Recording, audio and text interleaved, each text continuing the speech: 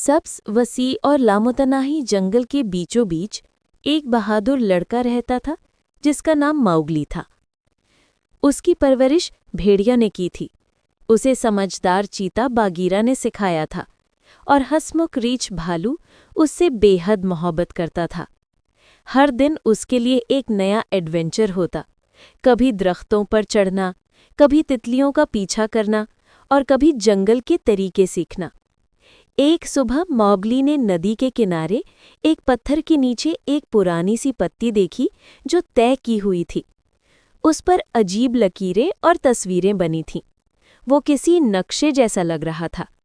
उसके नीचे एक चमकते हुए आबशार यानी वाटरफॉल का निशान बना था। माउगली की आंखें चमकने लगीं।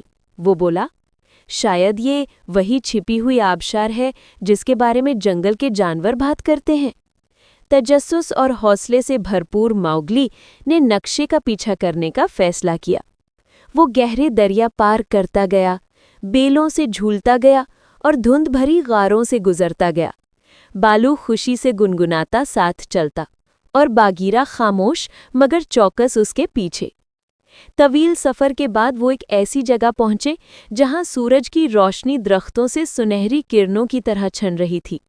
उनके सामने एक बड़ी और खूबसूरत आबशार थी जो कौसे कुज़ा के रंगों में चमक रही थी। हवा ठंडी थी और जादुई परिंदे उड़ रहे थे।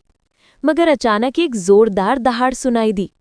आबशार के पीछे से शेरखान निकला, खौफनाक शेर। उसकी आंखें सुनहरी और चमकती हुई थीं। वो गुर्राया, तो ये छोटा इंसान समझता है कि ये जंगल इसका है। माउगली ने भागने के बजाय हिम्मत दिखाई। उसे बालू की बात याद आई। हौसला जिस्म का नहीं, दिल का होता है। उसने फौरन एक बेल पकड़ी और झूलकर आबशार के पार जा पहुंचा। शेर खान के पांव फिसल गए और वो पानी में गिरकर दरिया के साथ बहकर जंगल में गायब हो गया। जानवर खुशी से चीखने लगे। बागीरा ने फखर से मुस्कुराया और बालू जोर जोर से हंसने लगा।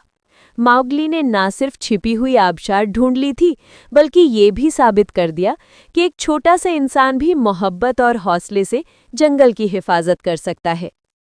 उस दिन के बाद वो आबशार अमन की अलामत बन गई और जंगल में एक बार फिर दोस्ती और खुशी के नगमे गूंजने लगे।